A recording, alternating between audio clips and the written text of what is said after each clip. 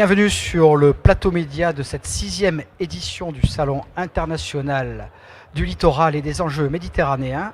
Nous continuons notre tour d'interview des partenaires et nous avons la chance de recevoir François-Xavier Loche. Vous êtes préfet de l'Hérault. Bonjour. Bonjour. Alors rentrons tout de suite dans le vif du sujet. Et il y a une problématique très héroltaise, celle de la gestion des épaves, notamment dans le bassin de Thau. Comment l'État prend en compte cette problématique actuellement ? Écoutez, j'ai effectivement découvert cette problématique en arrivant dans l'Hérault. On estime à peu près 350 le nombre d'épaves qui existent, notamment effectivement à Sète et autour de l'île de Thau, puisque ce sont des épaves abandonnées par des propriétaires privés. Elles sont situées sur le domaine public maritime, c'est ma compétence en tant que préfet de l'Hérault. Et effectivement, nous avons des procédures à mettre en œuvre, en lien d'ailleurs avec les collectivités territoriales que je salue, pour aboutir au départ de ces épaves. On en a 50 à 100 qui s'installent en plus chaque année. Et pour l'instant, dans le département, on mène une action résolue, encore une fois avec les collectivités, avec également des opérateurs qui permettent de démanteler ces bateaux une fois qu'on les a enlevés, mais qui nous permet à peu près d'enlever une cinquantaine de bateaux chaque année. C'est insuffisant et c'est un sujet important parce que ces bateaux, d'une part, posent des problèmes de domanialité, d'environnement également, et donc c'est un sujet de préoccupation que de les retirer. C'est une procédure juridique qui est longue, à vrai dire, qui passe par le juge, qui suppose des moyens de levage, qui suppose des moyens de transport, qui suppose une stratégie de démantèlement. Ça coûte à peu près 2 500 euros par bateau, et donc un des enjeux pour moi en tant que préfet de l'Hérault, c'est peut-être d'augmenter cet effort que nous faisons sur le démantèlement des bateaux abandonnés, parce que malheureusement ça existe. Une autre problématique pas si éloignée, celle de la cabanisation, cruciale, avec l'érosion du trait de côte, le risque de submersion marine. Quelle est la ligne fixée par l'État à propos de ce problème récurrent dans le département ? C'est une ligne très stricte. On est dans un département qui grossit de manière incroyable chaque année en termes de population. 11 000 habitants de plus, une pression foncière très importante. De l'autre côté, des difficultés, il faut bien le dire, et c'est un de mes sujets majeurs, pour construire du logement et notamment du logement social. Et donc une partie de la population, notamment la plus pauvre, qui se tourne vers des constructions illégales, illicites, ce qui pose des problèmes urbanistiques majeurs, à une époque où on parle de préserver justement nos terres, contre la prolifération des constructions qui sont faites n'importe comment.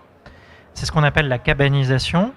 À un moment également où on dit aux autres de nos concitoyens qu'il faut respecter les règles pour construire, c'est ce que me font remonter les élus. Eh bien, on a dans ce département à peu près 30 000 parcelles, c'est énorme, 30 000, sur lesquelles il y a des habitats qui sont construits sans droit ni titre, sans autorisation d'urbanisme. Alors ça peut être des maisons, ça peut être des mobil-homes ou des caravanes que petit à petit on a mis sur parpaing et puis on a construit un mur. C'est totalement illégal. Et donc ça, c'est une de mes 5 grandes priorités départementales. En tous les cas, c'est celle que j'ai proposée à la Première ministre comme priorité départementale, que de lutter contre cette cabanisation. On a des moyens nouveaux, notamment les images satellites, la possibilité de verbaliser également avec des vues du ciel. Et puis on a signé une charte avec 62 maires dans le département pour lutter avec leurs pouvoirs, parce que c'est des pouvoirs de police du maire, contre cette cabanisation. Et puis on a également, et je tiens à saluer leur action, 10 agents au sein de la DDTM qui verbalisent, on fait des actions coup de poing dans ces domaines-là. Et moi je pense qu'il faut montrer l'exemple en la matière, et donc vous me verrez autant que possible, même si c'est compliqué et lourd, sur des opérations de démolition, pour montrer aux personnes qui ne respectent pas les lois qu'il y a une sanction à terme, qui est malheureusement celle de perdre leurs biens. Autre question, toujours d'urbanisation. Sur le littoral, ce problème de l'érosion du trait de côte, de risque de submersion marine, quel message vous voulez envoyer aux élus et aux populations au moment où l'Hérault, là encore, est un département exposé ? Un double message. D'abord, de la nécessaire prise de conscience. Et je crois qu'elle est en cours parce que tous les maires du littoral que je rencontre depuis une semaine et demie m'en parlent. On a un tiers du littoral héroltais qui va être touché par cette érosion, par cette sensibilité à la submersion marine. On a eu 2 épisodes là dans la semaine passée. C'est des choses qui vont malheureusement s'accélérer, être de plus en plus importantes également en intensité. Et donc il faut qu'on se mobilise. Cette mobilisation, elle passe par des crédits de l'État et de la région qui sont consacrés au CPER, 56 millions d'euros, sur le plan Avenir Littoral qui a été signé ici tout à l'heure.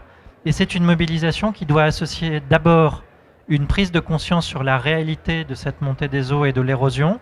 Je pense qu'on n'a pas été au bout de la démarche scientifique pour savoir à quoi on va être confronté. Et malheureusement, les scientifiques nous disent que ça va être pire que prévu. Et puis ensuite, eh bien, il faut résolument protéger en utilisant le progrès technique, une approche positiviste qui est de regarder très précisément comment se protéger d'abord. Il y a des expérimentations qui sont en cours. Comment faire reculer ce qui doit être reculé parce que les enjeux sont trop importants. Comment préserver également cette activité économique du littoral qui est majeure dans ce département. Bref, comment s'adapter. Et moi, je suis très heureux que dans ce département, on ait signé le 2e plan d'action avec Sète et Frontignan la semaine dernière sur ces sujets-là. C'est très important. Et là aussi, parmi les 5 priorités qui sont les miennes dans le département, eh bien, il y a aussi celle-là, l'adaptation du littoral au changement climatique. Monsieur le préfet, merci beaucoup et bon salon. Merci beaucoup.